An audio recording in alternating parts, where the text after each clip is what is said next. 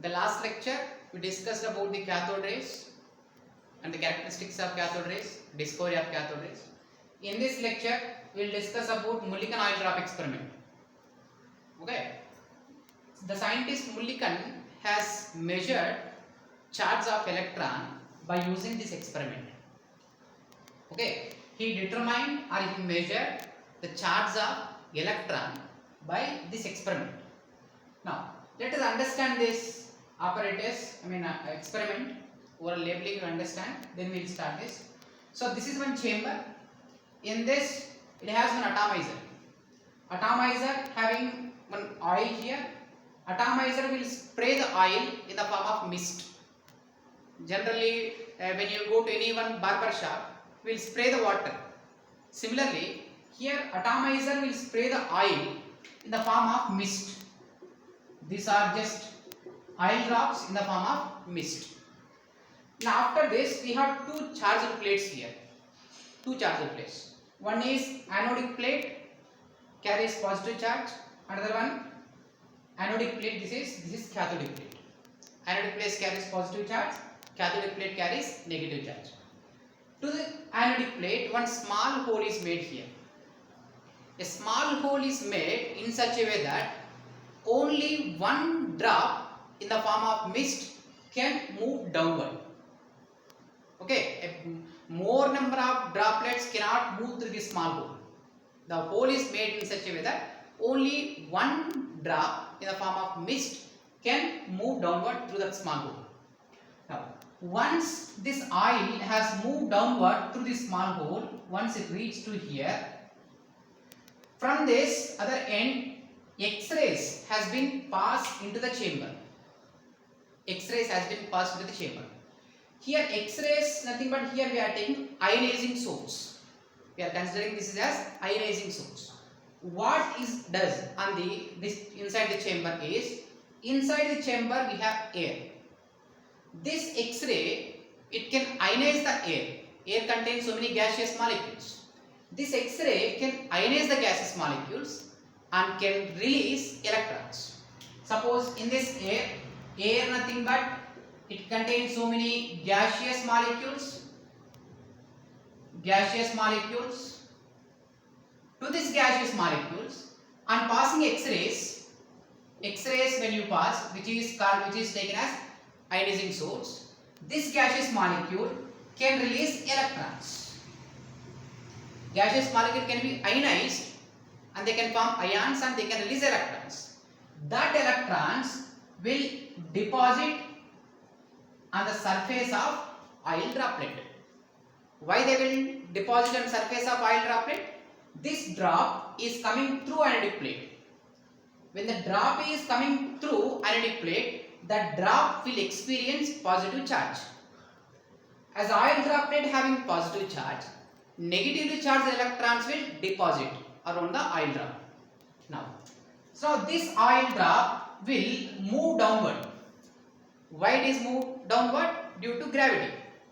This oil drop will move downward due to gravity. Okay, when the oil droplet move downward due to gravity, here we have cathodic plate. Cathodic plate having negative charge. And negative charge on this oil droplet surrounded by so many electrons. We don't know how many electrons are surrounded by oil droplet. Okay, but this oil droplet will have now negative charge on the surface of it, and this negative plate having negative charge. So this oil droplet negative charge, when moved downward, here we have cathodic plate negative charge. This negative and negative repel each other. Now this downward movement will be retarded, repel each other. Again it will move upward. The droplet move upward.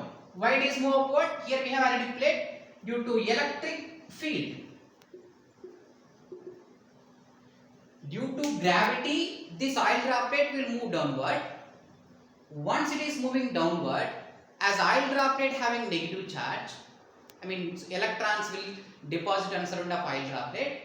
Due to repulsion between negative cathodic plate and negative charged oil droplet, repulsion takes place and it moves upward again. Due to electric field, here anodic plate having positive charge now, oil dry plate having negative charge, it move upward due to electric field. Now a point is reached where the movement, downward movement, upward movement will be maintained or can be balanced in such a way that this oil droplet become stationary. That oil droplet become stationary, means constant. That will not move upward and will not move downward. It maintains fixed. It becomes stationary. Once it becomes stationary, here the scientist has been using telescope to observe the electric charge on the surface of oil droplet. Now let us think that let one electron charge. One electron charge is E. One electron charge is, let us take charge of electron is E. If one electron is surrounded by an oil droplet, if one electron is present on surface of oil droplet, I can take it as charge on oil drop is equal to E. Charge on oil droplet is E. If I take one electron, suppose I take one electron has been deposited on surface of droplet, I can take E. But we don't know how many electrons are deposited on surface of oil droplet. It may be 2 electrons or 3 electrons or 10 electrons. N number of electrons may be there. So, if n number of electrons deposited on oil droplet,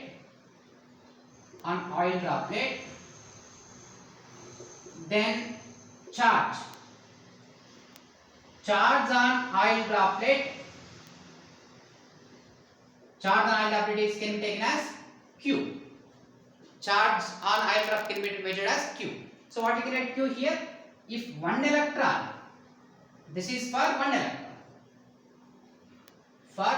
electron. For one electron, I can write charge on oil droplet is E. For n electron, if n number of electrons are deposited on oil droplets on surface of oil droplet, what I can write here? Q is equal to n into E. Q is equal to n into E. I write here Q is equal to n into E. Okay. So what is Q here? Q nothing but charge on oil droplet. I can write here Q is equal to charge on oil droplet. N is an integer. It may be 1 electron or 2 electron. It may be n number of electrons. And E is charge of electron or electric charge. Okay. And based on this experiment, he can able to find out electric charge on oil droplet is equal to Ne. And he finally concluded that this Ne stands for, what is Ne stands for actually? The product of N and E, you could able to determine it as the charge on oil droplet is an integral multiples of a particular value. Q he found it as an integral multiples of a particular number. For example, I will explain this, try to understand. Suppose if I take this, if he found Q as 3, 6, 9, 12 like this. Let us assume that Q value he found it as 3, in one case 6, some other cases 9, 12. So what I can write is the charge on oil droplet is an integral multiples of 3. Integral multiples of 3. Integral multiples of 3 means this charge on oil droplet is the value which is a product or integral multiples of a particular number. Here a particular number is I am taking as 3. If I get 3, 6, 9, 12, which means these values are, all these 3, 6, 9, 12 values are integral multiples of 3. All these numbers are what? Multiples of 3 only. This is multiple of 1 into 3, this is 2 into 3, this is 3 into 3, 4 into 3. All these values are multiples of 3. Multiples of 3. Similarly, I told a simple example. But the scientist Mulliken has observed charge on oil droplet. He found it as 1.6 into 10 power minus 19 coulombs. In some other cases, he found 3.2 into 10 power minus 19 coulombs. Or he found it as 4.8 into 10 power minus 19 coulombs, etc. He found charge on oil droplet, each oil droplet. He found it as, in one case 1.6 into 10 power minus 19. In some other case 3.2 10 power minus 19. 4.8 into 10 power minus 19 coulombs. All these values, whatever he got, the three values, are integral multiples of a particular number. Just before I told one example. 3, 6, 9, 12 are multiples of 3. And 1.6 to 3.2, 4.8 into 10 power minus 19, all these values are integral multiples of a particular number. Can you tell me what is that particular number? All these numbers are multiples of a particular number. What is that particular number? Yes, 1.6 into 10 power minus 19.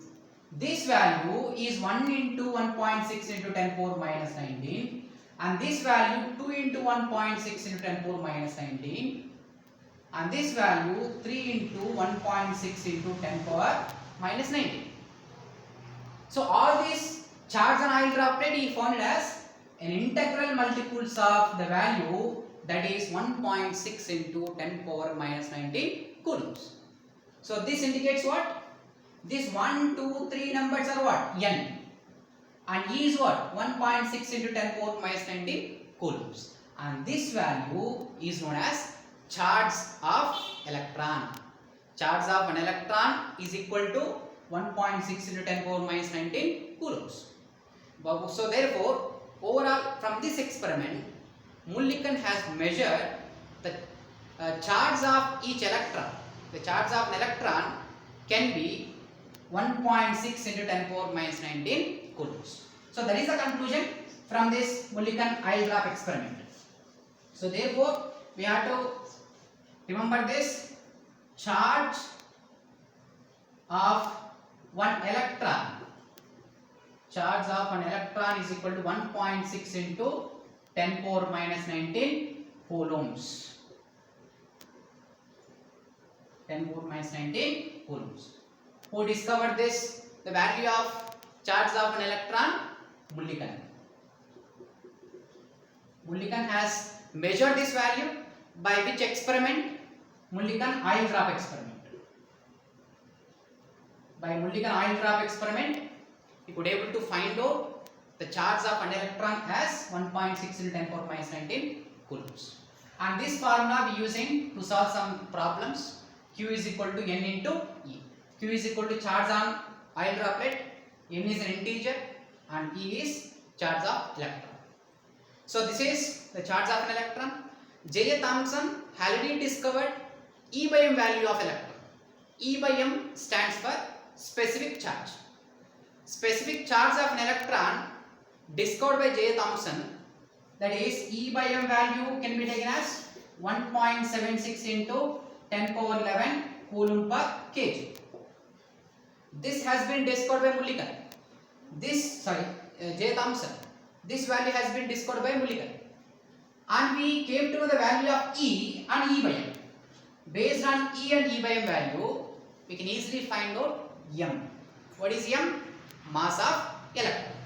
Okay, now let us see how to find out mass of electron.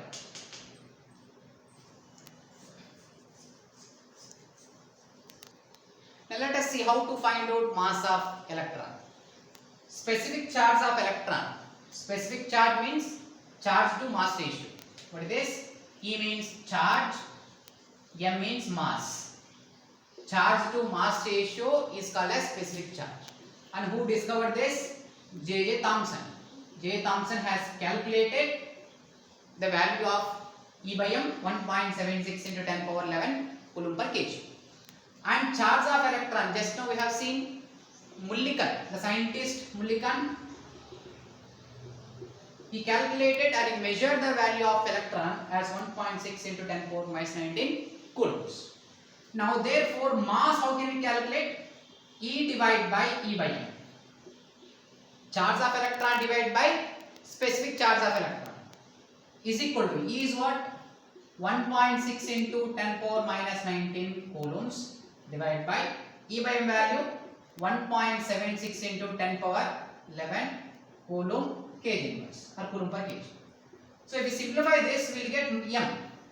E divided by E by M is equal to M. So if we simplify this number, you will get 9.109 into 10 power minus 31 kg. And this value is known as mass of electron. Mass of electron, Me. I can write Me, E stands for electron. Mass of electron is 9.109 into 10 power minus 31 kg. Or approximately we can write in the calculations 9.11 into 10 power minus 31 kg. Okay, so this is how we can able to find out the mass of electron from these two values, specific charge and charge of an electron. Okay, now we know what are cathode rays and how the J. Thomson could able to calculate E by M value, how Mulliken could able to find out the charge of electron, and finally we calculated the mass of electron based on these calculations. Now this is all about discovery of electron and their characteristic properties and E by M value and everything. Now let us discuss about the discovery of proton. Discovery of proton and neutron.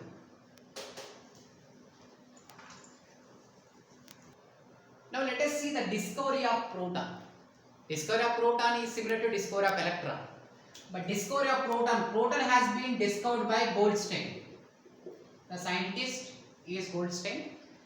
So here, if you recall the discovery of electron by J. Thomson, this is an anode, cathode. Both are connected to high voltage battery. High voltage battery.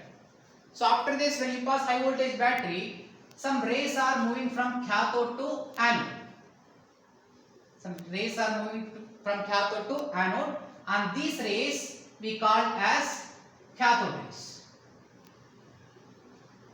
These rays are called as cathode rays.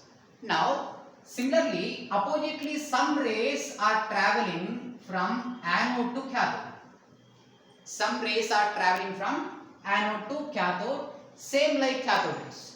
But these rays are coming from anode. These rays are starting from anode and moving towards cathode. So that's why these rays are called as anode rays. Anode rays also called as canal rays. Anode rays also called as canal rays. So some rays like cathode rays, some other rays which are oppositely moving from anode to cathode are named as anode rays, and some bright spots we can see on the back side of cathode which is coated with zinc sulfide, same like cathode rays, glow spots we can see, and behind the anode. Here we can see bright spots and behind the cathode. So this is how they discovered the anode rays, and they named as anode rays or canal rays. These also metallic particles like cathode rays. And these anode rays are actually cations, a gaseous cations. For example, if I take any gas and passing high voltage, what happened here? We are taking the gas. On passing high voltage, what happened? From gas, electrons are ejected and it can form cation. This gas is ionized, it can give electron plus cation. These electrons we called as cathode rays. These electrons are called as cathode rays. And this species, cationic gaseous ions, are called as anode rays. Okay, gas is same. For the gas, when you pass high voltage in the discharge tube, electrons plus cations are released. Electrons move towards anode, cations move towards cathode. and these are called as cathode rays, electrons, negatively charged particles, and cation, positively charged particles. Yes or no? These anode rays are called as positively charged particles. Positively charged particles, that's where cation here. So they are said to be anode rays.